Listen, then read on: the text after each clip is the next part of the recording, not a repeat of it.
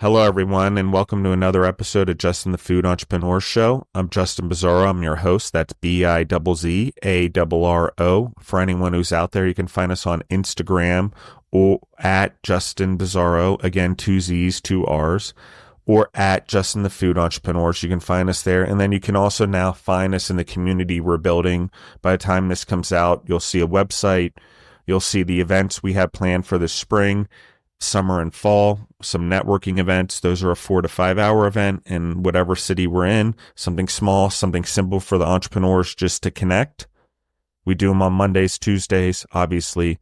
Those are usually the slower days in restaurants, but actually I just saw a thing that says Wednesday is now the slowest day in restaurants, interestingly. Anyway, I thought hump day, the day you're trying to get over in the week, would be the day you push yourself for ease, but maybe not. Maybe football and sports and everything rotating, that's changed. So just a note there. Also, if you want to find this show or the other shows we do, you can find us on Spotify or wherever you grow yourself through podcasts. I appreciate everyone listening in. We are crushing it right now. I appreciate all the support from the guests, questions. I appreciate those following the links, signing up for episodes to be entrepreneurs on the show. I appreciate that. All of these things are building something. And then obviously you can also find us Gorilla Brave. That is our community.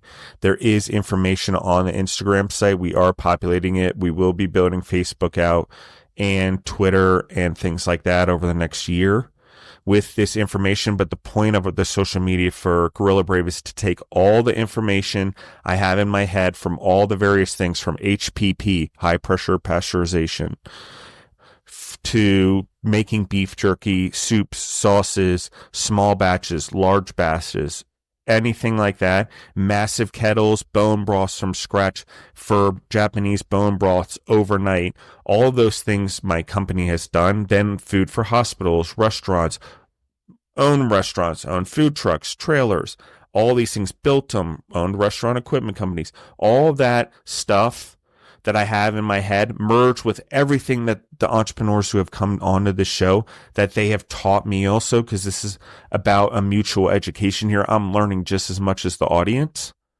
And a lot of the time, because it's great to see things from a different perspective always, it's all on there.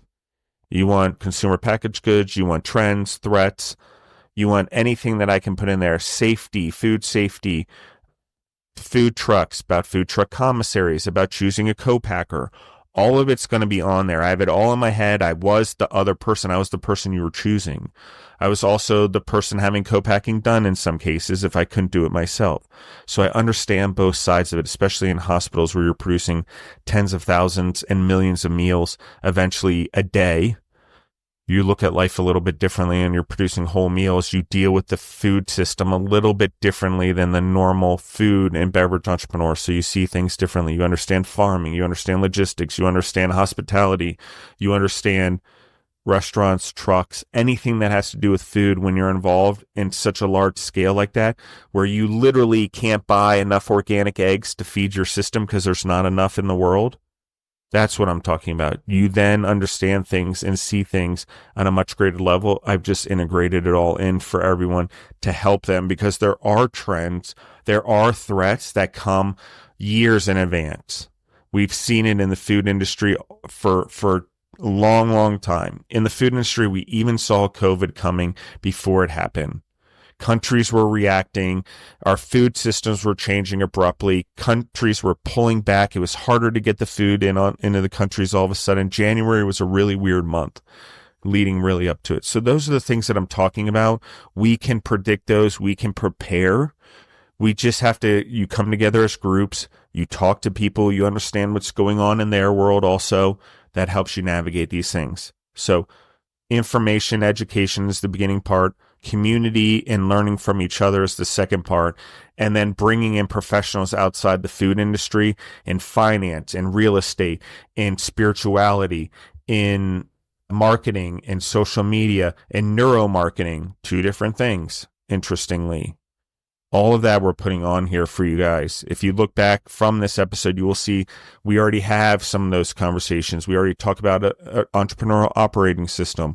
We already talk about neuromarketing. We already talk about bringing spirituality and core values into your business properly.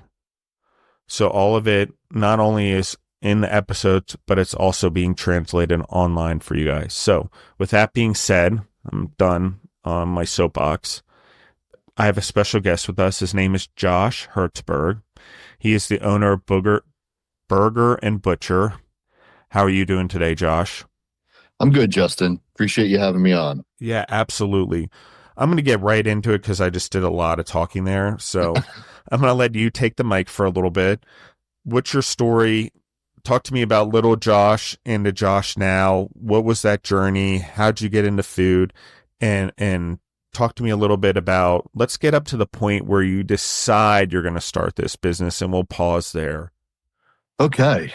I'll try and collapse this down into a couple minutes. But so growing up, I don't really think I had much of an interest in food. I mean, it was, there to survive. And I think through most of my young adult life, I probably just looked at it as fuel. And I would say not until probably my freshman year of college did I really start to think about entrepreneurship. And it wasn't really even on my radar. I from the time I was a kid, I always wanted to be a federal agent. I'm not even sure I knew what that meant at the time, but I think I was inspired by the first World Trade Center attacks. And I wanted to help our country and stop bad people. And I didn't really know what that meant, but that was what I wanted to do. Then I was in school in Florida, and me and my best friend decided, we wanted to do something more than just go to school. So we started a side business. It was kind of silly, but it was a good start. It was a franchise that had a compound and kind of a procedure for protecting paint, because in Florida, the sun would beat up the paint on cars. But we also got a pretty decent sized contract doing all of these fast food restaurants had a lot of chrome on their outside. And so we won that contract, and it was a great experience. But at that time, I had put my hat in the ring to join the Department of Justice as a federal agent. And surprisingly, I get a call from my mom saying that an envelope had showed up and they were offering me a position. So I left the business. Dream come true, right? At that point. 100%. It was something I had hoped for, but I really didn't expect. Even through the interview processes and everything I did, wasn't finished with school yet. The guys were, very great. They were like, "Hey, you did great. You did great. You're just a little young, but don't give up. Keep trying." And that's how I left the process. And then all of a sudden, I get a call saying, "You're offered a job." So I dropped everything to go follow my dream. It was, amazing. I don't regret one day of it. I learned so much. I got to do things that I would have never expected. But that bug was always there, and it wasn't until I left that I got to do it again. And it's funny because I was looking back recently, because you think about, all the things you hear and how failure builds you and grows you and helps you get to where you want to be. And I was like, man, I feel like I never really had any failures. And I feel like I missed out on some lessons learned. And then I was thinking about it today, actually, in mentally preparing for this. And I realized, wow, I did have all these experiences that I just really forgot about and didn't really consider. But having said that, so I took an early retirement from the government. I went to work for the International Longshoremen Association. And, you also hear about having those golden handcuffs, which kind of stymies you from following other dreams. And I look at my job kind of like that, except that I love where I work. I love the people I work for. I've learned so many amazing lessons. So I don't want to leave, but I also have this passion and this push. And I was able to do both. So now I get to the point where a friend of mine who I had been spending a lot of time working with, trying to kind of help him. He owns two larger restaurants. and we were offered an opportunity. A friend of ours bought a building, opened a business, and had this other side of it that he wanted to rent out, but he wanted it to be a good restaurant so that his customers had some place to eat. And we were like, hey, what a great opportunity for us to work together, because I've spent so much time coaching him from a consumer standpoint, right? So because now I kind of skipped the whole part where I fell in love with food, and I fell in love with the art of food. And I was lucky enough to spend some time in Italy. My sister had moved to Rome, her and her family, and so I got to do extended trips out there. And I remember one of my first trips, I spent 2 weeks, and I always say it was like I was eating and drinking like it was my job. And I came back and I had not gained 1 ounce of weight. I felt fantastic. All I ate were pastas and pizzas and, drank wine, and I just couldn't understand it. So it kind of spurred something in my head to start doing a little research on why that was. So now I jump forward and I have this love for food, and I've been telling my friend, hey, as a consumer, as somebody that eats at your restaurants, here's what I would like to see. Here's what I think you could do better. And it was great because he was very receptive, and he always took those things to heart. So we thought, what a great partnership this will be, because I had zero experience besides, being a lover of food from the other side of the table. I didn't have any restaurant experience. So for me, it was like this comfort knowing I'm going into business with a successful restaurateur, and I get to bring my kind of ideas to it. And, I told him in the beginning, I just want you to be open to doing things a little different, because I had gone through my own health journey right at the beginning of COVID, where I developed atrial fibrillation, and it scared me into a whole different way of thinking. And, it prompted me researching food and medicine, and realizing that, I, been my own worst enemy. And one of the things that I learned early on was that I had been on PPIs, proton pump inhibitors, for my entire adult life. And they have a warning on them that you're not supposed to take it more than 2 weeks. Well, I also learned that one of the second leading side effects is irregular heartbeats. So at that point, my entire life changed. Then I started researching some of the drugs that my cardiologist had put me on, especially after having an episode where I was jogging in Charleston, and I thought I had a heart attack, and I almost passed out. And it had a black box warning that said, emergency use only. So at that point, I was off all my medicines, just cold turkey, and decided I had to take my health into my own hands, and stumbled onto Paul Saladino and the carnivore diet, and it changed my life. And I lost 40 pounds in 6 weeks, lost a total of 50 pounds. My blood pressure went in the right direction. Glucose, basically every blood marker you could imagine went in the right direction. And what I learned early on, because when you stumble upon something like that is so life-changing, you want to share it with everybody, right? Because you want your family, your friends, you want everybody to know, because you want them to have the same success. But what you learn is, you can't push something on people that aren't ready for it. So when we decided to do this restaurant, I told my buddy that if we were going to do it, I wanted to bring something that I was comfortable with to the community. I just couldn't serve people food that I believed in my heart was poison. And, although he hadn't gone on the same journey, I knew he was a very healthy person in general. And he was like, that's fine. He goes, let's do it. But, they couldn't get the building ready. It took them probably 2 years for construction. And in the meantime, he had opened another big restaurant, and he was so busy. He was like, listen, I really can't dedicate the time to do this project right now. And so, early on, I talked to one of my best friends, who's actually my boss, and we work together all the time, and we're both food lovers. He wasn't really on board completely with the way I wanted to do it, but he's like, hey, I trust you, whatever you want to do. And so he came on as a partner. And, it wasn't long after that. It had probably been almost 2.5 years where they finally handed me the keys and said, okay, here it is. And that was a pretty scary moment because now I didn't have that ace in the hole, this guy who knew restaurants super well. It was just me. And luckily, one of my very good friends who we had talked about the food systems and all the problems for years, over coffee. We would, meet at the coffee shop. He had been a private chef for the Johnson & Johnson family. He had worked at numerous restaurants, and he was having worked for the Johnson & Johnson family, they ate very healthy. So he got to be a private chef cooking the way he believed. After he left, he really couldn't find that again.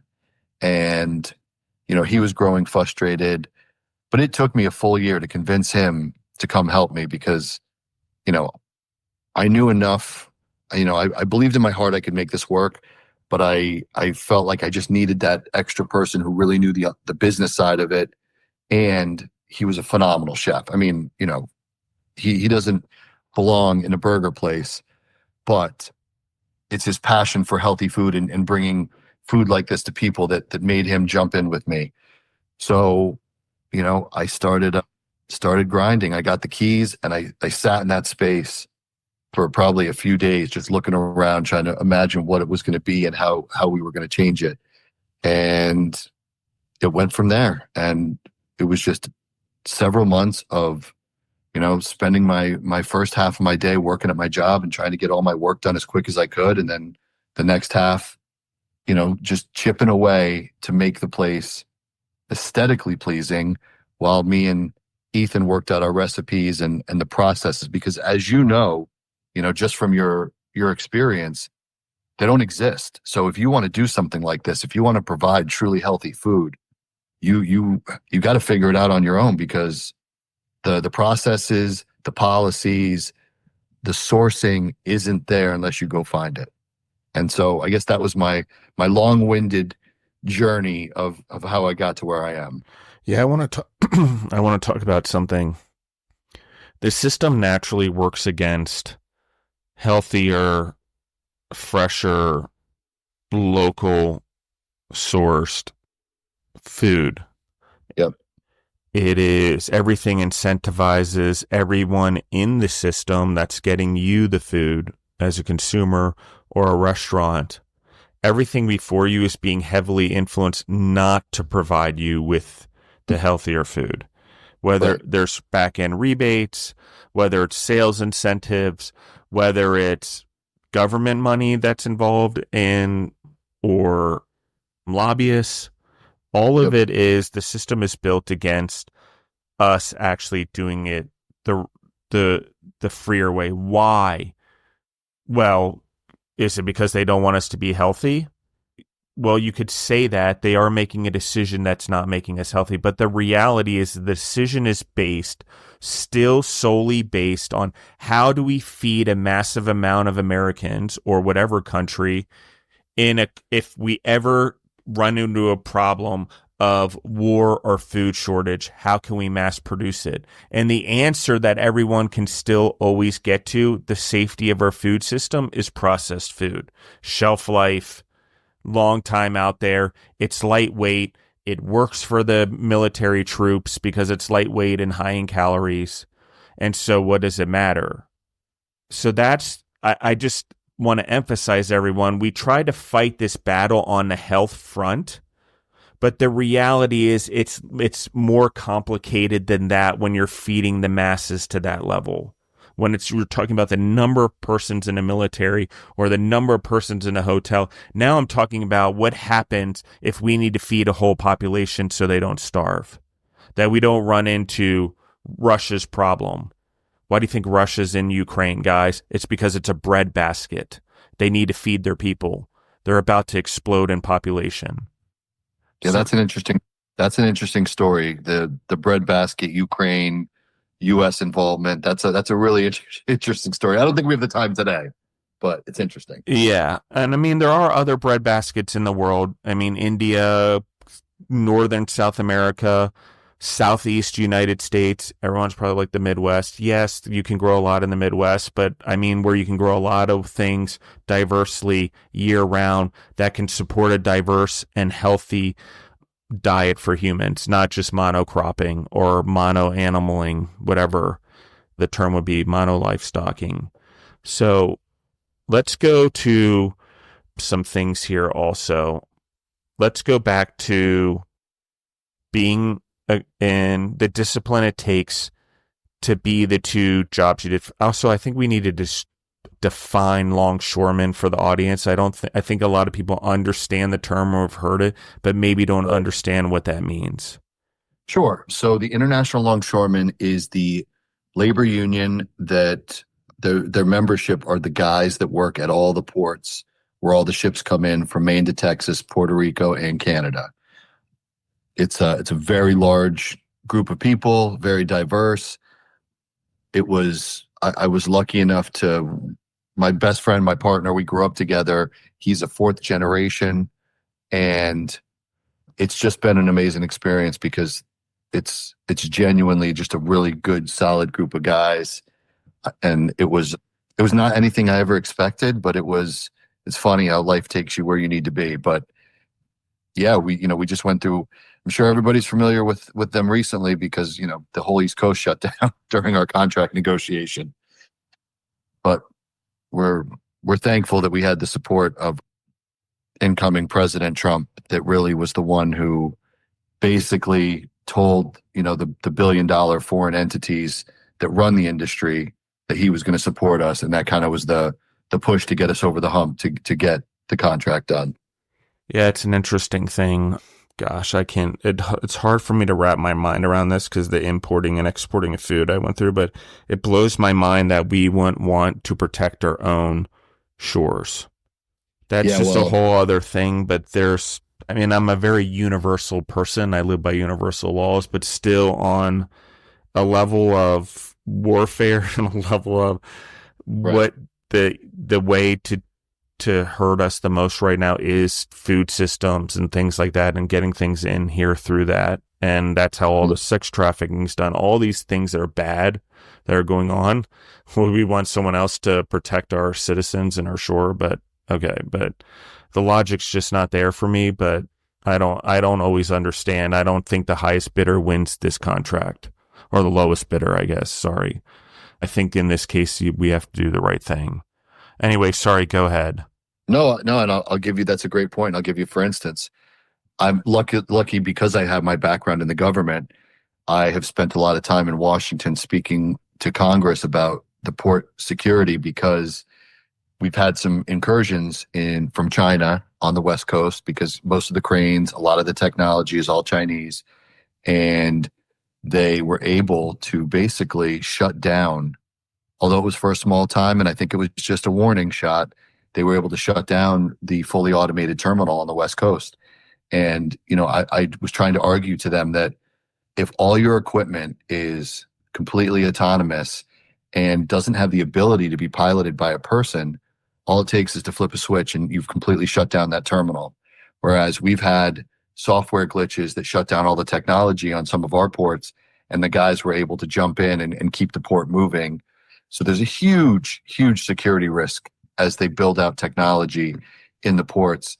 And our case wasn't against technology, but for backup systems, security.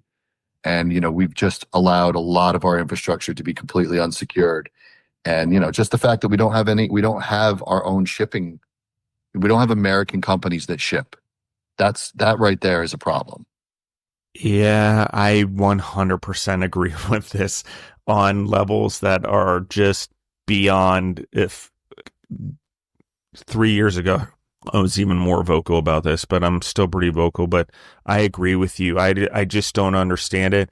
I don't understand the government not stepping in and trying to encourage a few businesses to grow in this way that maybe have some background in it or are touching on it, or some promising entrepreneur.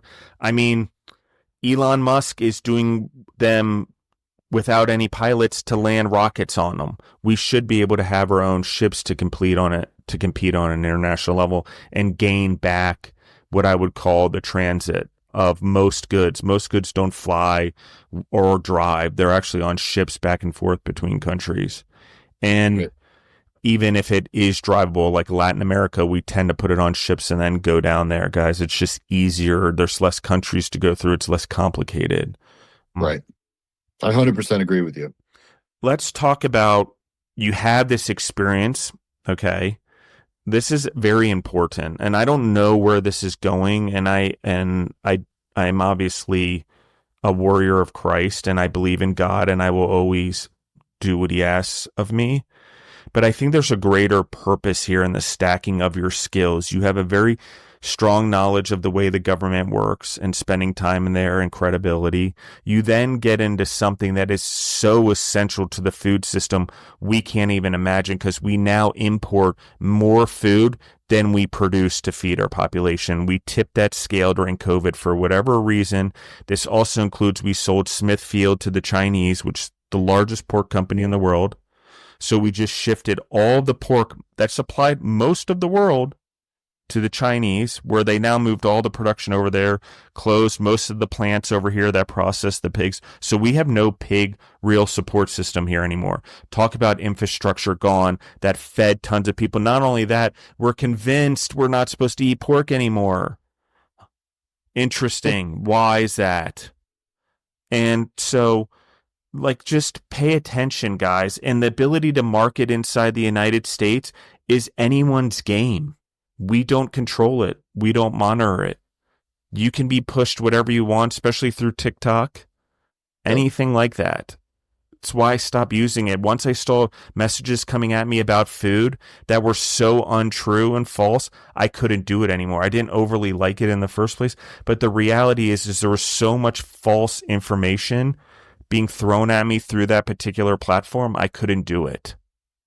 So these are things we have to keep in mind. We have to have a more open mind. That's also why Gorilla Brave, guys, because I'm trying to put all the perspective together for you guys through the CPG, through the trends, through the threats, to paint a larger picture, so we all start truly understanding as entrepreneurs, particularly in food and beverage, the impact we can have. That's why I'm tying this into Josh. His stacking of skills is important. What he's doing in creating a restaurant, he's now understanding the consumer. He's tying a set of skills together that I think have a greater importance than maybe we understand right now. I'm glad I'm getting to be witness to it, honestly, because I do know God is working right now. I can see it. You're giving me the chills, Justin. I couldn't agree more. And like I said, I never expected to be where I am right now, but I'm in a lucky position in that, between my partner and me, we do know a lot of people. And we've already reached out to some of the people who are going to be involved in policy and shaping the way the health systems are going to be in our country. And we're going to be getting a visit from them soon. And my goal is to bring some people together to really give them an understanding of where we think policy needs to go to fix some of this, or to make it at least a fair game for restaurants like mine and people wanting to bring healthy food to the public, have a better chance of competing. Well, and it is time to say this. We are riding out of a dark age and hopefully into a renaissance period. If we want America to be competitive again agriculturally, we need to go the sustainable route, and we need to diversify what we grow in this country and the livestock we have in this country. We need to invest in it. I agree with you 100%. We don't grow enough animals. We don't eat enough animals in this country. We don't diversify our protein enough. Goat, sheep, emu, you name it, buffalo, elk. We need all of that. We have plenty of it here.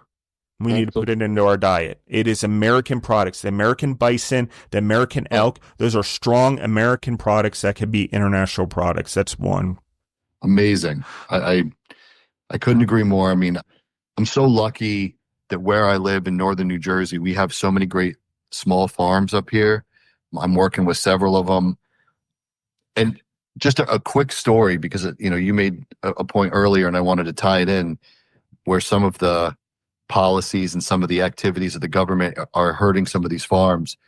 So the farm where I got most of my meat from my family was an old Irish couple, bought land, decades ago up here, and started a cattle farm. And they do other things. They have sheep, they have geese and chickens. I mean, but they're a cattle farm. But their business model is they are all organic. They are all grass fed. They don't spray one chemical on anything there. And the state, through one of their tax scams, I like to say, they pretend like they're going to save them all this money, but really what they're doing is they're buying their rights. And this guy came in from New Jersey government and said, well, because you have this invasive species and you have this and you have this, you're going to have to spray. And I just happened to be at the farmer's market talking to her, and she was telling me, and you could tell how upset she was. And at the time, I was a local elected official in my town, nothing to do with her town. But I said, you know what? Tell me next time, they're going to come, and I'll just be there just to listen. And I want a better understanding of what they're trying to get you to do. So I'm actually driving to my office, and she texts me and she's like, they're going to be here in 15 minutes. And so I turned around, I drove straight to their farm, just did the little tour with them as this guy walked them around and pointed out the places that he thought were problematic. And at the end, I just introduced myself and said, I'm just a council person in Sparta, but, I don't understand what you're doing, because you're going to ruin their business model. You're going to ruin everything they've spent decades building. And all of a sudden his face changed and he said, well, they don't have to do that. They can try some other things. And her face lit up like, you didn't tell me I had other options. They would have ruined these people's farms because that was the easy way out. And it's things like that. If we don't fix, we're going to lose these farms, and we're going to lose land that's clean.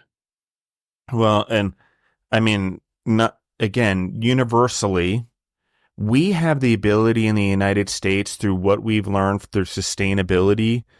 We also have the ability to learn from the European model, which is very fractioned. Even though they're under a European Union, they're still individual countries practicing very different agricultural policies. But here in the United States, we have the ability to make an impact, okay? And then from that impact, not only does our agriculture be able to go to the whole world, again, let's emphasize again, it's okay to specialize and not do mass production anymore. Our labor rates are too high. Anyone who's taken economics knows that mass production of food is no longer our advantage because of our labor rates, because of how much we need to subsidize it. Yes, should we keep doing it for now? Do we need to turn off the faucet right now? No, that's not a good idea. But do we need to be aware that we need to openly transition to these massive farms in Iowa and all that, and next generational families to think more, to have hydroponics and aquaponics on their farms also with fish, that they're also growing and farming fish as well as land animals in rotation? Yes. Why? Because we're really good at specializing in things in the United States, and we're really good at eventually letting other people mass produce it. Cars, electronics. We've created a lot of those things, semiconductors, TVs, a lot of things I'm talking about here. The Western world creates, the Eastern world mass produces for us. It's okay. We just have to understand that and instead of doing policy like it's a total rainfall and allowing foreign entities to buy our farmland, we need to protect it and understand that this is the thing, this is our survival. Protecting the farmland is the way of feeding the people. And the future of protecting our people, if we ever have to go to a war situation or a situation where there's a drought or whatever, some massive climate problem, is being able to have farmers that act like nature, that are self-sufficient ecosystems. I know that's hard to believe, but we just need to take what was given to us by God now, use what we learned from the Industrial Revolution, and now do it in a way that combines both. So we got the technology, we got all the stuff we needed from industrialization. Now it's time to say, okay, let's take a step back, not take a step forward, and produce more monocropping for plant-based stuff. You guys, if we're only eating pea, wheat, corn, and soy, we're only have 4 sources of things in a world where there's 1,000 peppers in the world alone. So why would we monocrop our diet? Right. Okay. When we needed to feed us and we were starving, makes complete sense. We don't need to do that anymore. And in fact, we can actually feed more of the population by utilizing more diversity of plants and animals and utilizing the whole animal and using some of that animal utilized to offer options, good options, livers, things like that that taste good, other ways that we can make food affordable for everyone or and educate people. It's going to take generations, guys, but if we don't start now, it doesn't happen. Sorry, that's my soapbox. Let's talk about Italy. Let's talk about how this light switch goes off and why. What are you learning there? What's going on there? There's this thing that God's doing with you there. Like he is obviously put you in a place where he's able to work through you on the inside out and change who you are with an understanding that he's already planted these seeds in you and you've grown them, longshoremen, working with the government, and now he's equipping you with something else. Help me understand what that's like to have this, what I would call intellect, because intellect is the ability to change one's own mind, right? If you're studying so hard and you're really so freely thinking intellectually, you can change your own mind through studying, because that's what you did. Many times. Yeah. It's funny that first trip to Italy was the seed that planted to me, and I didn't fully understand it, like I said at the time, but I was like, I just felt great the whole time I was there. I would consistently go on work trips where I would come home and easily put on 5 to 10 pounds in a week traveling because I was eating at restaurants the whole time. We were out late. I was just living a lifestyle that was not conducive to health. I go to Italy and, like I said, ate and drank like it was my job, ate pasta, pizza, felt fantastic. And I remember my sister said something that was impactful to me. She said, she'd become friends with the little old ladies at the grocery store. And she would say, they would laugh and say, in the US, you have an organic aisle. She goes, here, this is all organic. You look around, everything is. Exactly. And they don't need to call it that because they just do it the right way, because it's the right thing to do, because they want to live a long time and they don't have cancer and heart disease and just some of the craziest things that we deal with here. But anyway, go on. They just intrinsically understand it. And, it's funny, as I learn more about food systems and you learn about, some of the different toxins that exist in vegetables, myotoxins and things that aren't going to kill you, but over time they build up. And you understood that in the old Italian ways, some of them just intrinsically knew that. And I don't think they knew it from a biochemical process. And it was just passed down, take the skin off, take the seeds out when you're making sauce. Like they just knew. And I didn't realize it, but after I started doing all my research after my health scare, I started learning all this stuff. And then I put 2 and 2 together and I said, that's why they're so healthy there. That's why in a country that was so undeveloped compared to where I thought we were, they knew better than we did. And they have a love affair with food and it's important to them. And because of that, they treat it much better than we do. And it all made sense. And I started looking into food and I started doing my research. And I saw when I changed the way I ate and I looked at food differently, it impacted my physiology so quickly. And, my whole family had to change because I couldn't now feed my kids anything that I thought was poison. And it was changed my whole life. It changed my missions.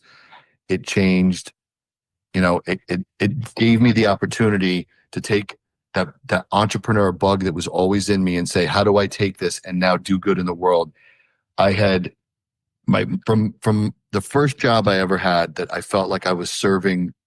I was a public servant. I was helping people. And that's the reason ever since I was a little kid, I wanted to do it. Then I left and I went to what in my head at the time, it was just a job because I needed to support my family. And it allowed me to stay in my hometown and coach my son. Man, I learned so many lessons about working, just in the longshoremen, about helping people and fighting against, certain systems to protect others. And then I went into public service. I became an elected official, and it was basically a volunteer job just to make the town that I lived in and that my kids were growing up in a better place. And the culmination of all that was, now how do I start businesses that do that same thing and can impact even more people? And the restaurant was first. And I was in the process of opening the restaurant. And my wife's like, babe, we got to open a school now. I was like, we got to do what? And we did that. And in the same couple months that I was opening the restaurant, we opened a school. And I just, in my heart, I believe if you do things for the right reasons and you believe that you're changing people's lives, that you just can't lose. And that's kind of where I'm coming from. But like you said, and I thank God for every opportunity and lesson I've learned along my life, because that's what set me up to be where I am now. I love this. One of the things I want to talk about, geez, when you go on this journey as an individual, or you put your business through this journey, because now your core values have changed in this way. This is a core value lifestyle change, guys. The word diet doesn't even fit to understand what happens to the body and the mind when you eat the right way. The output, the work ethic, the energy, the ability to work 3 jobs in one day. It's not a joke. There's no joke about this. And I just want to emphasize this. The balancing things in the way that we're talking about allows me, I literally work until probably 2 a.m. and at 1:30, 2 a.m. before I'm in bed and asleep. Now, mind you, by the time I hit bed, I'm out as soon as my head hits the pillow. Yeah. But I am up every morning, probably somewhere between 6 and 6:30 now, and I record anywhere from 2 to 5 podcasts a day right now. If it's 5, it usually means I have someone else's I'm on also. I try not to do more than 3 because I start to burn out, but I'm front loading now, obviously, because we have all these plans going forward. But the ability to do that has to do with diet, has to do with the purity of the things you're putting in your body. When I put Doritos in my body, or I'm on the road and I slack, the amount that my body slows down. And that day that I now had 3 days where I'm like, record in the morning. Okay, 2:00, I now go do my consulting. Okay, after that, I come back, I cut all the video, I do my social media, I work on my coaching and my mentor stuff that needs to go out. So, and I fluctuate it by days. I only record 4 days a week. So there's that, managing it that way. But the reason I'm able to do that is because I put things in my body that allow fuel. And everyone's like, what does it matter? Energy drink gets me there and blah, blah. I love energy drinks. Don't get me wrong, guys. I know we all have our vices. But what I am saying is there's a difference between 87 octane and 93. 1,000,000%, Justin. I couldn't agree more. So let's talk about how you take this lifestyle that you're living, this conversion you go through. Let's talk about building it into a restaurant that's publicly facing, developing a menu, coming up with a logo, so on and so forth, a name. I mean, you're now suddenly an entrepreneur. You're now suddenly taking a lifestyle, taking a life set of skills, transitioning it in. You develop a recipe. Let's talk about the menu first. Talk about, you have this idea in your head about sustainability and health, and you're going to bring it to the world. How do you develop a menu that truly does that, and sort of where do you start, because you do have a non-traditional model? Right. So again, like I said, I came from the other side of the table. So I said, what would I like to see? When we started, people weren't really talking about this stuff as loudly as they are now. And I remember my friend Ethan, he was like, we had our meetup at the coffee shop, and he goes, listen, I have to be honest with you. He goes, besides this opportunity, we're friends.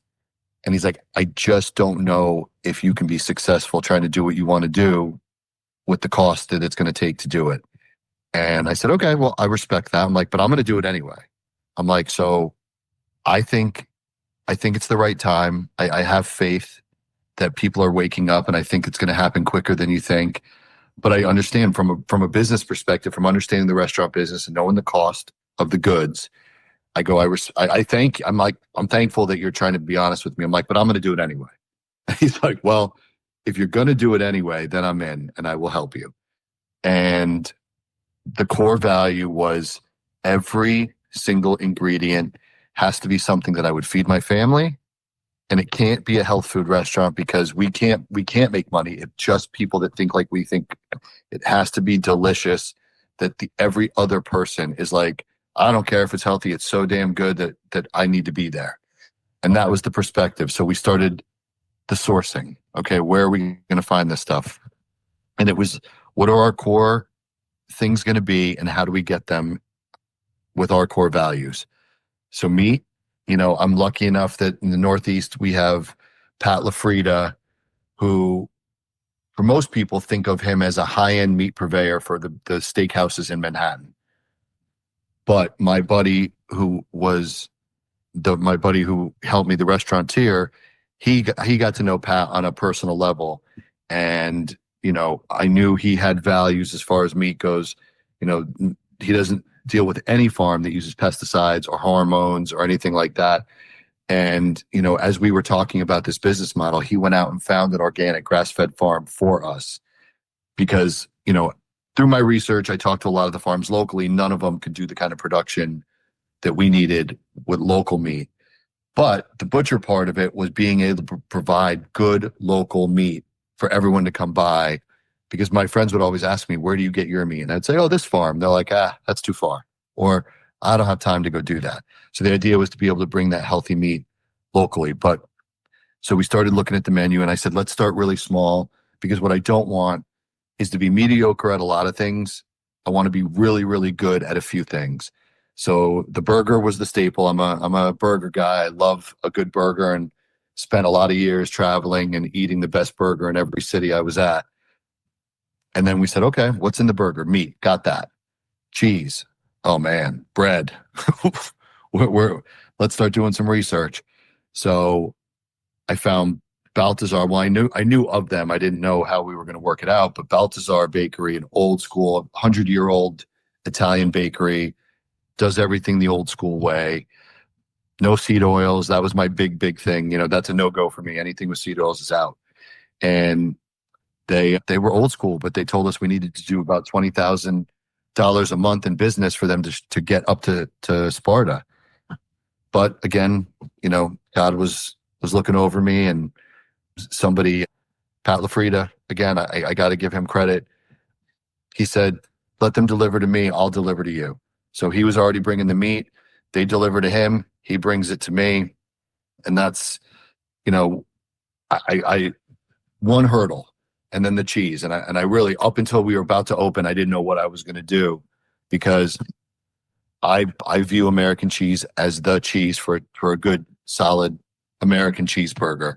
But as most of it's garbage. I mean, just garbage. And, Yeah, there's not, yeah. And thankfully, go through a bunch of grocery stores and go through any of the cheese or meat sections sometimes, and you will be amazed if you read labels, guys. You'll be amazed. If we take the time and just read a label for a second instead of looking at the price, it's, and the ultimate price we're paying is we end up paying it in the long run in our health and our health bills and health care and prescriptions and all that. So we do eventually end up paying the higher price. I think we should probably do it eating something good and better for us versus paying for prescriptions. Anyway, that's my... You pay... Go ahead. Yeah, you pay now, you pay later, right? So right before we're opening, I see this burger place on the West Coast talking about this new school American cheese. And I made with real cheddar out of Wisconsin. And I immediately look them up.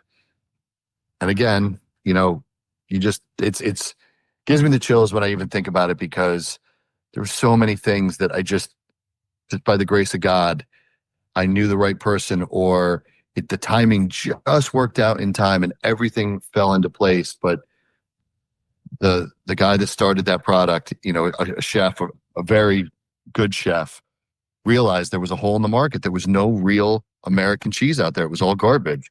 So he started this company. It was growing, but it was still very small.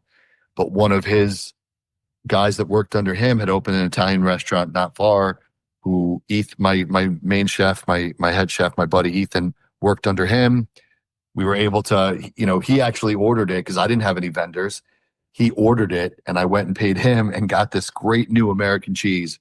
And it just all worked out. So we were able to start sourcing a little more, a little more, a little more. And every time we found a hole, we'd find a way to plug it. And I'll give you another, for instance, is that, I don't know if you saw some of the recent posts that have been coming out about breaded chicken and how if they fry it for less than 10 minutes, so if they're setting the breading in seed oil, they don't have to tell you. And, we were using the highest end chicken that we could find. But when we heard that, we looked at each other and we're like, oh, I guess we got to figure this out now too. And so we're setting in, we're basically doing our own organic chicken now, because to me, once your customers trust you, I take that so seriously, and I want to make sure every single ingredient in there is something I would feed my family, and that's where we're at. And we grew the menu. We added little things like we said, okay, let's have cheesesteak. Well, we did the chicken sandwich, the chicken fingers, because we knew, we're going to have families there and we're going to have kids there. And we want the parents to be able to bring their families. We did a Wagyu hot dog. We decided to do the cheesesteak.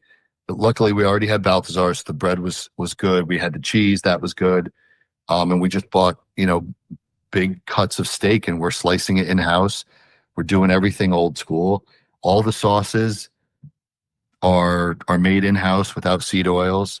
And that's something we're trying to innovate too. And we're trying to come up with a new innovative way to use tallow to make sauces. Right now, obviously, tallow coagulates. It makes it very hard to do a sauce that you're not keeping hot all the time. But we're working on something new that I think will be interesting. And the chicken, we're gonna start not only making it for us, we're gonna start producing it to sell, because there's so many other parents. And we found a hole in the market, and we're gonna try and fill it. Yeah, I'm not going to tell you we can talk about it offline fully, but if you use, there's natural products that grow. There's particularly one out of Latin America that helps that from happening. It's a natural root plant that grows out of the ground. There's some things that I can help you if you ever wanted some of that. Some natural binders that help keep it from separating like that as you cook it or as it cools. So I'd love to talk to you about that. Continue on though, because I think that what you're doing is exactly right. One, you're utilizing the animal. Okay. Number two, tallow is the best thing to cook with. Animal fat, tallow, these type of things are extremely good for you, good for your brain, good for your muscle production, good for you, period. Why do we use seed oils? Well, they were just easy. Okay. And before we started cooking them, we didn't have the issues that we had. And in the way we press them, we didn't process them. So that there's a lot of layers there, but in general, there's better things to cook with. In general, you just have to be aware of what's appropriate with what. Not just because it's in the grocery store doesn't mean it should be used for everything in your kitchen. I think that's just, as Americans, we just will throw anything together.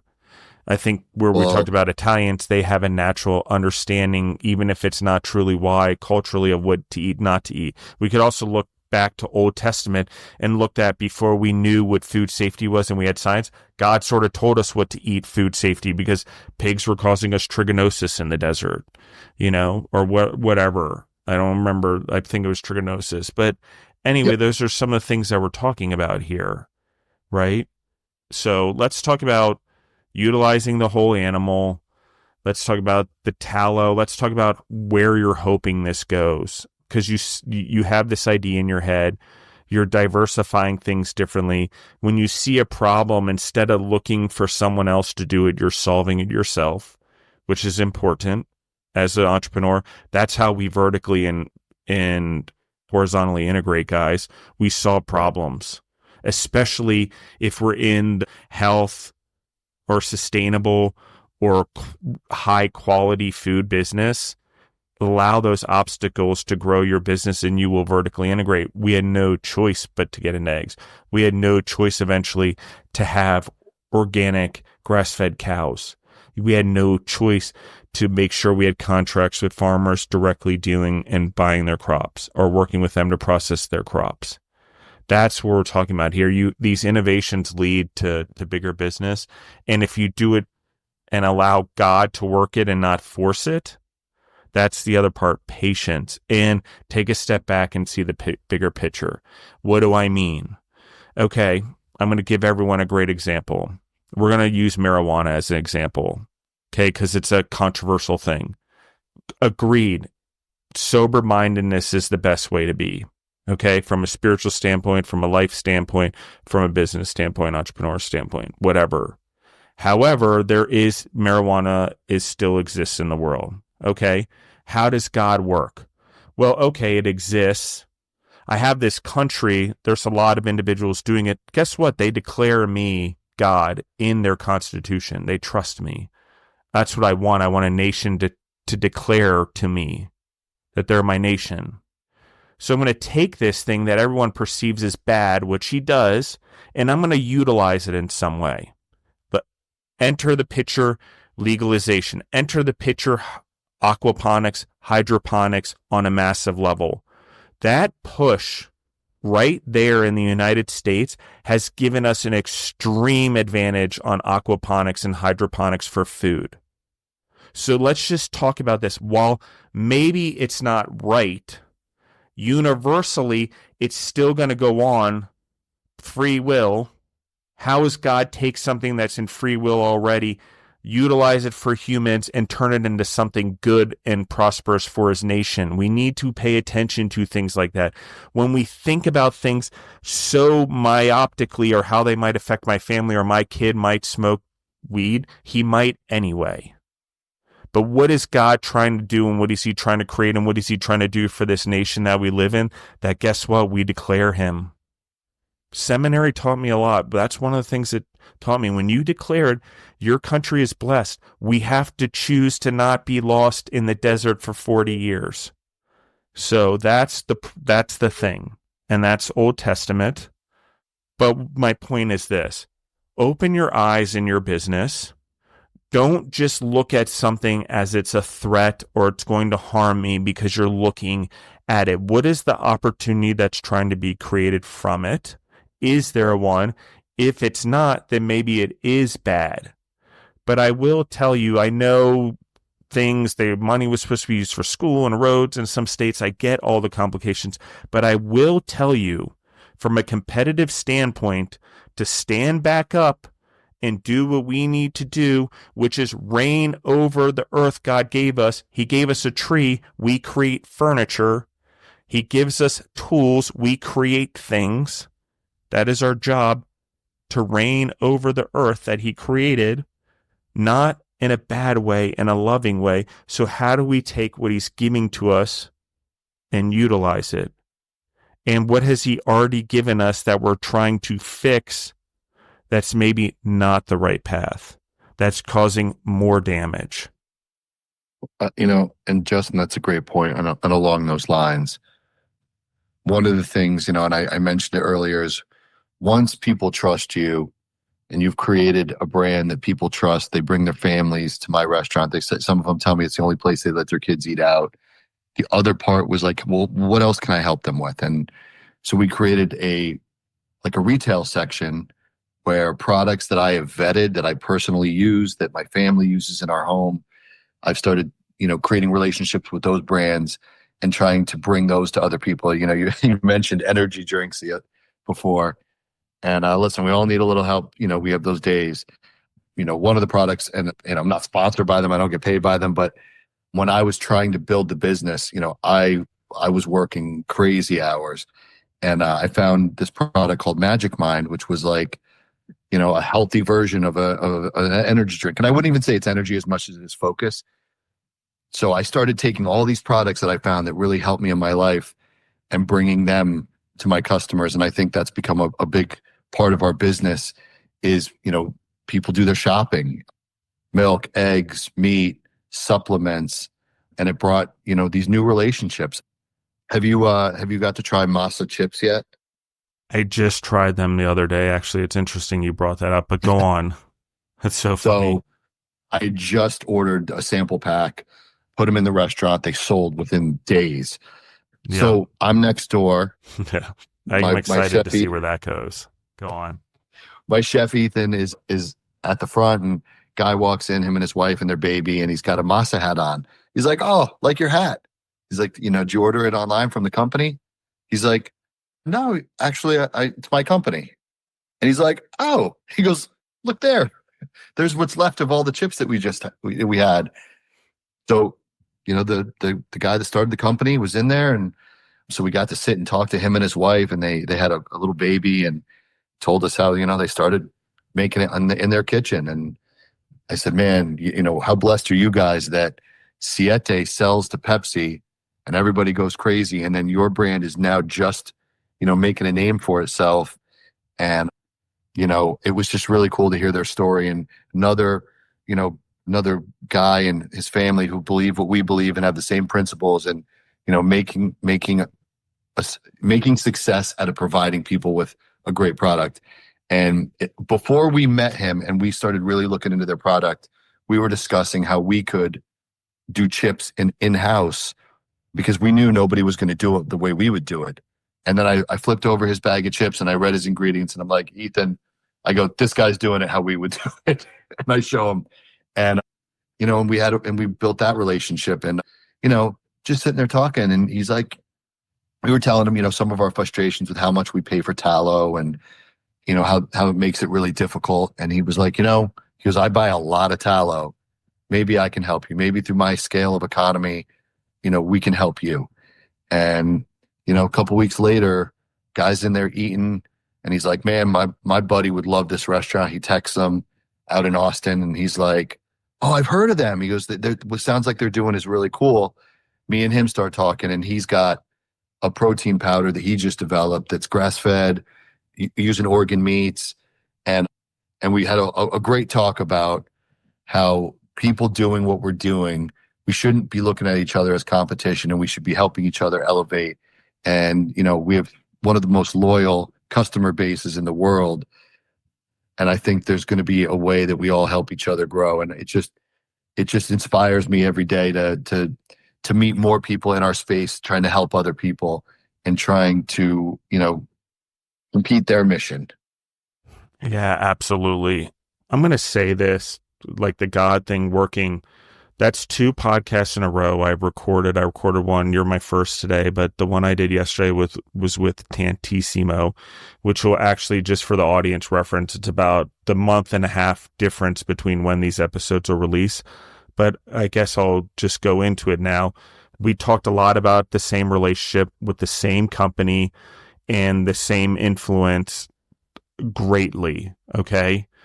I just want to emphasize that everyone should go back and listen to that episode. I can't remember what number it is right now, but here's why I'm going to say it. The reason I released her episode and I moved her to the front of the line, her and Josh, Anna, is because they're trying to raise money for their business. They have a great concept. It's all natural. They've got the construction. They're moving into the building. They've had some hiccups. They are doing things differently, especially for the South, non-traditionally. They are doing Latin American food, but all pure ingredients, all from the right place, all from the right heart. And they are trying to get this restaurant off the ground, and they are looking for investors. I'm going to emphasize that to anyone out there. I'm just going to tie it in. I feel like God's telling me to do that right now. I'm going to listen. I'm going to obey. I don't know why. We'll see where that goes. I'm just going to put it out there. That's almost bringing tears to my eyes, actually. I love that. I love it. Let's talk about the purpose here, the mission, the drive, like truly within you to do this restaurant. And then that drive, where are you hoping this goes on a greater level? Where are you hoping this grows into? Because obviously to do what you're trying to do it takes getting a louder voice, that takes growing a business and having an influence and impact as an entrepreneur. So let's talk about the motivation, the inspiration. Where does it go from here based on those things? Yeah. So, my, like we talked about, my original inspiration was my health journey and the the thought that I could not go out to eat with my family and feel comfortable. And I just knew so many other families felt the same way. And I wanted to bring that to my community, right? I said I wanted to tell all my friends and family about how they could be healthy. And I just knew that it was going to fall on deaf ears for people that weren't ready for it yet. But if I provided a way for them to do that, and they didn't even know they were doing it, was a better way to get that message. And I remember the first story, a friend of mine had texted me and she's like, I have to tell you this. I was at the gym this morning. Two guys I don't know working out next to me are working out and they're talking about how they ate at your restaurant and they could not believe how good they felt when they were done. They didn't feel weighed down. They didn't feel heavy. And and man, that I can't tell you the lift that gave me that day hearing those stories. And then story after story after story of families, reviews talking about the one mom telling me it was the first time her daughter had ever had a milkshake because grass-fed organic milk, local ice cream, she just never felt comfortable before. And then the messages we get, come here, we need you here, we need you there. I know everybody that feels like I feel wants this, and everybody wants it where they are. And, obviously you can't be everywhere at once. And I knew, you know, my hometown it's a small town. I say small, it's 20,000 people. It's not tiny, but we don't, I knew that I needed more people to really make money in this business. And that wasn't my goal. I needed to know that I could do it. I needed to know that what I believed in my heart was going to work and that I could serve my community that I love so much. And I did all that. And I knew that if I was going to take it to the next level, I had to find other locations that made sense. And it's funny. It's always amazing to me how God works. But going through your questions, one of them talked about what was your biggest regret or what would you do different? And through this whole, I think we're at 9 months, 10 months now, 9 months. So many people have said, how do I invest? How do I franchise? How do I do what you're doing? I want to do this. This is important. And I wasn't ready, so I took it all in, but I didn't do what I should have done. And I should have been taking notes and I should have been taking people's names and I should have been preparing for what was next. And I didn't do that. I'm starting to try and do it now. But, to do this, I mortgaged my house. I took a second mortgage out. I've never, I don't like taking other people's money. It was never, whether I was, running for offices, I turned down running for a lot of higher offices because I never wanted to take people's money and feel like I owed anybody anything. I wanted to do it on my own, and I did. And that's why going to the next level, like I feel like I want to do the next one myself, but I know if I'm ever going to grow and be able to bring this product to the places where I know it needs to be, I'm going to have to be better at that and learn how to do that better. And I'm mentally preparing myself. I'm doing a lot of research. I'm talking to some amazing people that do it at very high levels, trying to glean the right information. But I want to be methodical and I want to do it the right way. But I want to bring this product to the world and especially to the rest of the United States. I've got to live in a lot of other places in this country. I consider myself a patriot. I love this place. I know so many people need this in their life. And there's some other great, restaurants that are starting to do the same thing. So I'm trying to get there. And I'm very careful because I understand the business too. And I know that if I grow too fast and I don't pick the right people, that there will be corners cut. And my dream of bringing, what I have created to other people won't exactly be that. So I'm just trying to make sure I do it right, if that all makes sense. Yeah, it does make sense. And you need to align yourself with lifestyle people. Those are going to be your best franchisees. The lifestyle match, that's a big one. Too many businesses jump at the money, franchise quickly, jump to anyone that does it. But really, when you're in these businesses, lifestyle matters. And you will see that Chick-fil-A creates a lifestyle. It's just not the one we're talking about. That's why they internally promote people and they build the franchises, and then they move someone into a franchise position after 3 years. And then that person works off the $1 million franchise fee investment, whatever, which out of Chick-fil-A making $9-10 million A year is not hard. So, but And, the and I, reason that works is because the lifestyle. I'm not talking only culture. Chick-fil-A has this weird thing where it becomes a lifestyle of anyone who works there. I can't explain it. I don't understand it. It's crazy to watch, but it's true. and I do like the idea of, because I will say, I mean, all my employees, my whole team, I think, gleans a little more information. Some of them were attracted to us because of our ideas. Some of them came and then started learning as they did it. And it was really cool to watch so many people start asking me questions like, well, why do you do it that? Yeah, I've heard that's not good for you. And they're all learning. So the idea that I could take someone like that and eventually give them the opportunity to be an entrepreneur also, and have, somebody that learned through the bottom up in my restaurant and become passionate about it, that's attractive to me. Being able to help more people in that way. But, I'm just not in a position to bankroll restaurants for all these people quite yet. Yeah, I agree with you. I think the answer in this scenario is stay true to your mission and your goal. And I think the God is going to reveal it for sure. And I think you already know that. And stay true to the people that he wants to align you with. Yep. And don't, everyone in the audience, don't take this the wrong way, but it's okay for me to be Jesus and have my 12 apostles, and it's okay for Josh to also be Jesus and have his 12 apostles, and it's okay for him to be one of my apostles and me to be one of his apostles, even though we're both technically Jesus in this example. I don't mean Jesus in the Son of God level. I mean Jesus in the leadership perspective. I'm breaking it down. So don't confuse the higher for what I'm talking about is the human side.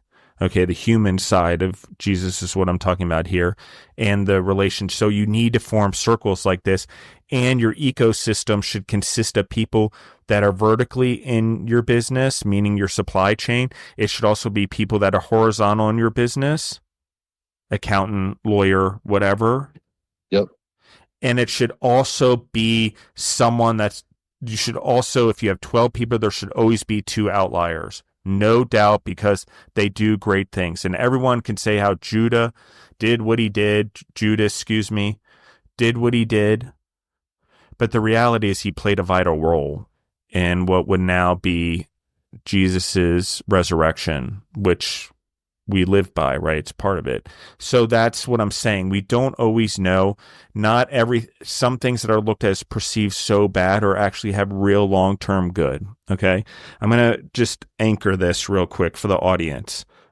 World War II, both the United Kingdom, or at the time it was the British Empire and the Germans thought that if the Germans dropped 10,000 bombs day after day after day after day, that the British people would go crazy. Okay? They thought that fear would reign in. People would flee to the hillsides. They built buildings and bunkers and insane asylums to house all these people. Well, what happens? The Germans start bombing. The 40 days, 40 nights. Guess what? No one's fleeing. No one's going into the psych wards. What happens there? Well, yes, did people die? Did people see people die? But there were a lot of people that would survive night after night after night. They would gain confidence. They would realize that being afraid of fear is more deadly than the fear of what they're afraid of. Quickly. Absolutely. And to win that mental game, okay? And I'll say mental because the reality is it's a warfare of the soul. Okay? Do we have that now? Do we have that as humans? I don't know, but I do know this. I believe each and every human has that in them. For me, I say I don't know because I want you to ask it for yourself, but I believe we do. I believe that we need to do the right things. All of us know we do. We make a conscious decision to choose whatever we're putting before our health, before the quality of our food and our sustainability. Okay? Let's talk about life and death and all this real quick. Okay? We all know there's a soul. When our soul leaves and we die, there's no doubt there's no battery still in the human body powering that body. Okay? But that soul, our soul lives in there. It is our vehicle for survival. There is a two-way relationship. It powers us. It keeps us alive. But we've got to take care of the thing that also requires it to live. That is our body.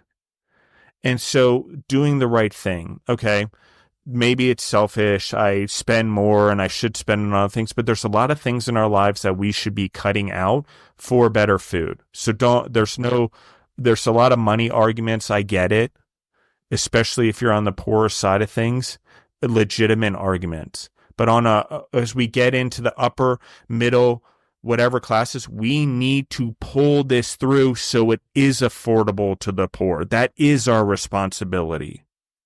Doesn't make sense, but yes, we are citizens of this world. Our job is to grow the next generations better than we have, or we wouldn't have children or procreate, because what the heck's the purpose of having a kid if we're going to make them worse than we are? It doesn't make any logical sense. So think about these decisions that we're making as entrepreneurs, as consumers, the lifestyles we lead, the abundance of things that we have that we could live without to try to truly make impact and influence on a global scale that is truly living by our core values if we're Christian. Okay? You eat by this way.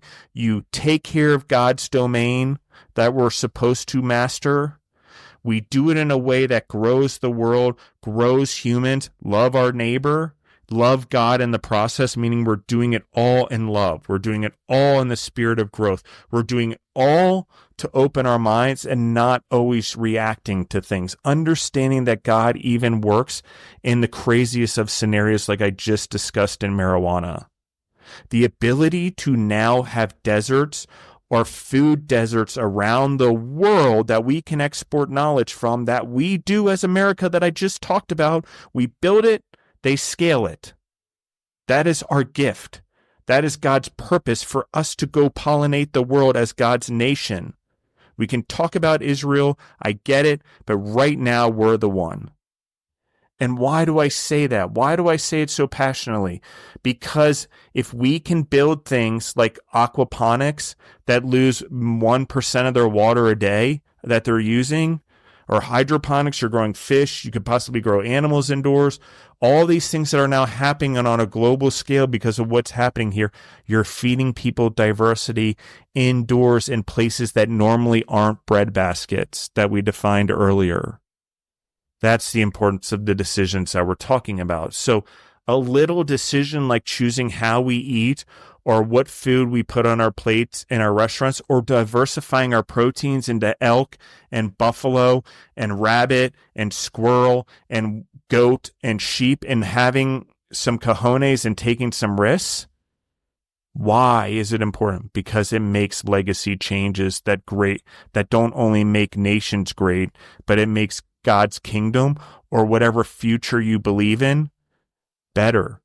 Even if you don't have any faith, how can you argue that the decisions that we make now don't have impact on the future? And how can we sit here even without any conscience and make decisions that have horrible impact on our future, when we have the ability and the financial means to make a different decision by cutting something out?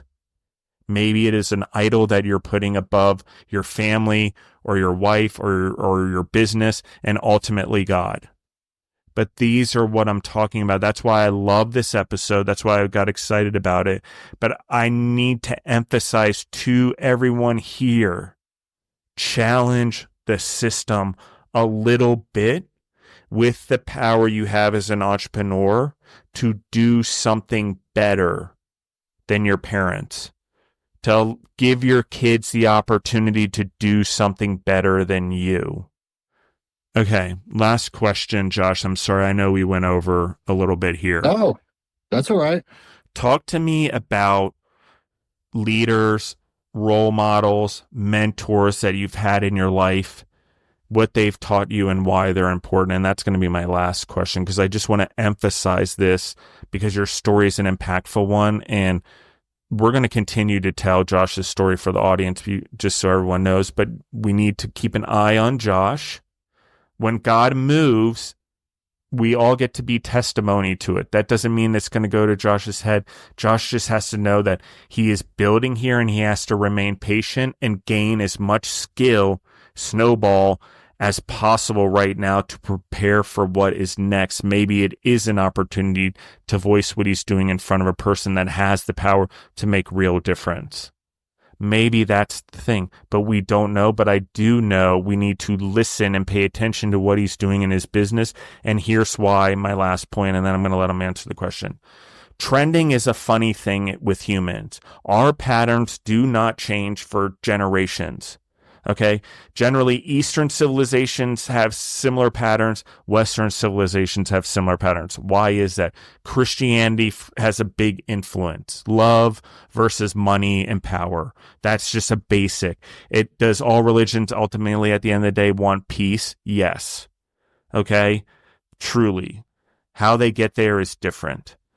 How we get there, how we do this is we change the way we're doing things daily. We get the right mentors in our life. And when we search for consultants or people to help us in our business and mentors, this is why I'm asking this question. We find the right ones that match what we're trying to do, that support us, but also ones that challenge us to grow. Okay, I'm going to get back to what I was talking about, but I want to let Josh answer first, and then I'm going to finish full circle what I just said. So go ahead, Josh. Oof, man. I got to tell you, Justin, this has been impactful in more ways than I would have expected, and I'm really grateful for this opportunity. You just reminded me, before I answer the question, last night, my daughter asked me, she's like, Daddy, why would God let there be bad people? You know, the way you explain him, it doesn't make sense. Why are there bad people? And I just simply said, and she's 8, right? She's not a baby, but she doesn't understand the world. And I put it in the only terms that I could understand it. And I said, well, God gives us free will. And, I like to think the majority of people use that free will to do good in the world. Some people are agnostic in the way they go through their days. And there are a small group of people that are just evil. I don't have an explanation for that. I don't know why. Maybe it's just they don't consider other people. They just consider what they want.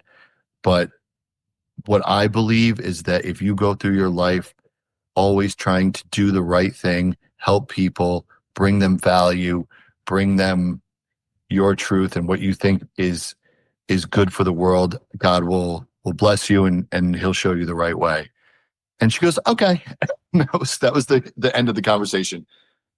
But I believe, looking back, and again, I'm still, I think we're all always going through our journey, but I'm looking back in retrospect of my life and realizing that God put all these people in my path to learn from.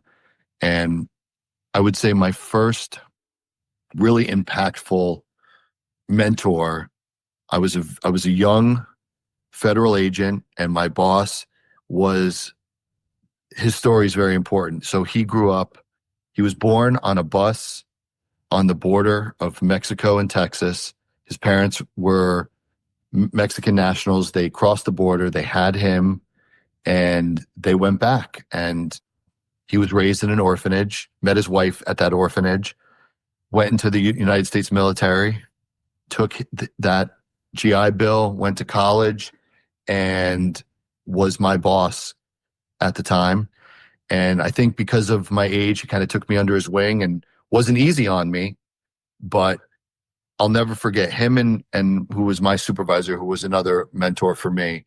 I remember standing outside their office and they were talking about how they were going to come in for Thanksgiving so they could let as many of the guys go spend Thanksgiving with their family.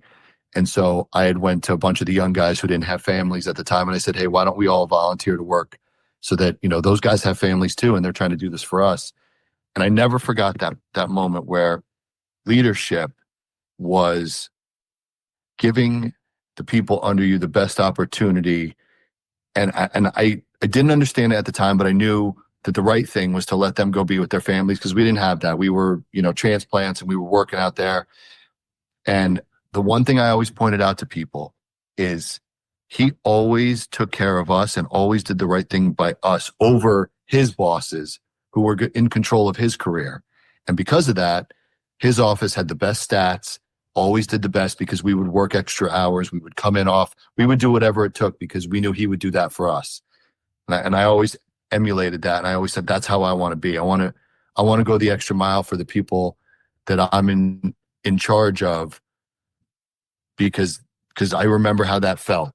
And I got to work for guys like that. My next boss was a Navy SEAL Master Chief who again was hard on us, but I always knew that he was doing it for a reason. He always, there was always a lesson in what he was doing, but he always took care of his people. And again, a guy that led from example, that was always one of the hardest workers in the room. And then finally, my boss in the ILA, the longshoreman, who I grew up with as a father figure, never knew what he did, didn't really understand it, but he was just always that father figure. And I remember going to my first meeting. I hadn't even taken the job yet. And he was giving a speech in front of all his guys. And he was talking about how important it was to fight for the things that matter to their families and that matter to them. And I had never seen somebody who was so passionate about helping others. And I remember it gave me goosebumps, sitting in that room. And, those were the three guys that I had always, looked up to, and they were mentors. And then, throughout time, I've been able to, social media and the internet has, brought attention to other people who I'm able to kind of learn from. But those were people that impacted me personally and helped me become who I was. Okay, I love this. All right, thank you. I'm going to close us out here. This is going to be my closing statement, guys, and then I'm going to let Josh comment, and then I promise to let him go and us go. But I want to talk about something on a very great topic. Gosh, I owe a lot to seminary. I still need to, I got to continue to owe money to seminary because I did go that path. I am trying to, right now, I've taken a leave of absence, trying to get podcasts and everything off the ground, take what I've learned, mesh everything out there, do what God's asking me, because he is asking me to do this, get all this out here, get all the information out here, and then go back and try to continue on. But here's what I'm going to say, okay? Bad versus good. Let's talk about that real quick. Here's the thing about free will, okay, is often the same situation that makes a person really, really good is the same situation that makes a person really, really bad. So in a free will world, the choice is forged. Our salvation is in suffering, but our death is in temptation. So we just have to think about that pivotal point right there. Because in a free will world, theologically, in order for us to have free will, there has to be choices. And maybe all the planets God has created, if there's others like us, aren't free will, but we are. Okay? In the way that we have been brought up, the way we have been created. And so that means choices. That means that the same dyslexia that ruins someone is the same dyslexia that makes someone a billionaire that we've heard about and talked about before. Okay? That's an example. It has to do with the environment and the people around them helping them. Okay? That is important. Here's why. Why does Jesus say the second thing we need to do, love God first, but the second is love thy neighbor? Why doesn't he say love all people? Love all humans. Why doesn't he say that? It would be a lot easier. It would make a lot more sense.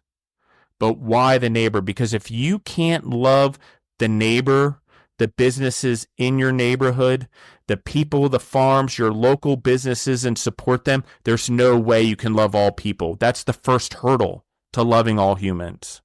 That's the first step in our purpose. That's important, okay? And then lastly, I'm going to say this. Bad stuff, okay? Moses was living in the palace. most likely a general in whatever army, whatever they called it in ancient Egypt. He wasn't the pharaoh, so he didn't have the responsibility to ever have to rule a country, but he also was kind of like the prince's stepson, so he got to live a pretty good life, not of much responsibility, but also of pressure of being there, but mostly a life of luxury. The dude, for some reason, gets a righteousness in him, thinks he's going to win the heart of his own Jewish people, kills a Egyptian soldier. Jews turn him in. Egyptians turn him in. Everyone turns him in. He's now got nothing. He's lost in the desert on his own. I want to talk about that fall led to a story that we all hear about, okay? He went back. He found his purpose. He was humbled. He lost everything by the outside standards of the regular world. He was done for. But God uses the unlikely, the mentors in our life, the ones we don't hear about most often. And the greatest, most impactful humans have had such great impact we generally don't know about them for a generation or two. It's after their death that greatness happens. It's after our death that excellence can echo on. Because it's not completed. If we think we've achieved it during our lifetime, we're wrong because it's still ongoing. Okay, so if your impact is not that, it's okay. We can change. We can change paths. Josh just talked about his change, his conversion, his taking his other skills in life and allowing God to take him now to a greater purpose. He is loving thy neighbor, he is loving God, and he is making the world a better place. Do we understand? And he's ruling domain over the world in the way God intended. By taking his things and us enhancing them. We are enhancing something that is already working. That works in human history. When we take what's given to us and we enhance it, that includes sometimes we mix peppers together and create new apples, and we create new things and new foods. That's okay. We're enhancing these things. So let's leave it there. I think that if I were to give anyone advice, the thing from that I truly have found that I didn't do enough of early on and that I'm doing more of, that I ran into a lot of things, is I didn't serve God the way that I should have, putting him first. I had a lot of false idols because I didn't understand idols. I didn't truly understand that worship and its full form to God and our Christian values is work. That's creating jobs, that's creating industry, that's creating opportunities for other people to have better lives, better lifestyles, be the opportunity to love their neighbors, the opportunity to echo their legacy in positive and impactful ways, and better our communities for the future. Okay, those are all things, and we need to stay steadfast, meaning obedience. When Moses was lost, he still heard God on that mountain that day. So we need to remain open-minded, and we need to remain open to God's plan, and sometimes that isn't our plan. But we still need to prepare, and there's still our will, and we cannot sit and wait. God's not going to make the furniture for us. He gave us the tree. Okay, so these are the things we need to talk about in our businesses, in our relationships, in our lives. And if you can't get there from a God or a Christian standpoint, we need to talk about it from a universal standpoint and the universal long-term good and impact of humans. That's a starting point, and that is logical. And it's sort of when we actually follow logic, we can see God working. That's why Josh is important. The unlikely are the ones who are called. Yes, do religious leaders matter? And theologians, of course, they guide the grounds. They help us form the structure of thinking. They help translate things that are very dense, that are so hard to comprehend. And we're all theologians, so I'm talking about the deepest ones who go in the deepest and really go in and try to have that relationship with God on that level. But What I am saying on another thing is that we all have the ability to have that relationship, and even the most unlikely humans serve God in the greatest ways. That's the stories or all the books of the Bible over and over and over and over and over and over and over again, 66 times basically. 77 or I can't remember, 76 or whatever it is in Catholicism. So So that's just something to Justin, think about. Yeah, go ahead. I just want to say something because I don't think I've acknowledged, I definitely haven't spoke it out loud, and I don't even know if I've acknowledged it to myself until now. And hearing you talk, you've really inspired me to think about, my friends and all the people that know me know I quit drinking about a year ago, and I wasn't planning on it, and it wasn't no, catalyst. It was just, I always tell people, like, I've never made a bad decision sober, and anything I've ever done that I've been disappointed in myself is always related back to drinking. And I never had a, drinking problem that I thought of, but I was going to do dry January. And I was taking my son to a father-son boot camp just to help us both do some hard things and realize that no matter what, no matter how hard it is, you can get through it. And I said, I'm going to not drink for 30 days. And I just never decided to have another drink. It just didn't occur to me. I didn't want it. It just stopped. And sometime after that, I reestablished my relationship with God, which I had since I was young. When I was young, anytime I struggled or needed guidance or help, I always went to him. As a matter of fact, there was a gift somebody gave me. It was an 18th century Vatican cross that I always wore. And I felt like, that was kind of symbolic to me. And I held it when I prayed, and I lost it. It came off my neck and fell into a lake. And it happened twice. And I realized that I never wanted to be away from God. So I had it tattooed on my arm. It's kind of silly, but it was symbolic to me. But I lost that relationship for the majority of my life. And it was only in the last, I would say, 6 months, maybe a year, where I really reestablished that. And, it's about that time where I don't think I've ever been happier. I've never been more convinced that I'm on the right path and that I'm doing what I'm meant to be. And man, it's a cool feeling to be able to acknowledge that, because I don't think I've really sat and thought through where I am and what's helped me get there. But I want to thank you, Justin, because I definitely didn't expect that from this morning, but it's greatly appreciated. Yeah, absolutely. Is there anything else you want to add? Anything you want to add for the audience? And then also, where can they find you online? Where can they find you on social media? And I'm going to ask Josh to come back on, guys. I'm going to send him another appearance, or if he has it, I'm going to let him click. But we're going to talk more about some of the stuff that he's working on in his business and continue to tell his story, because I think it's important to understand the importance of testimony and bearing witness to what God's doing. And then through the ability to do that, allow God to enter your life and allow God to do the same thing in you.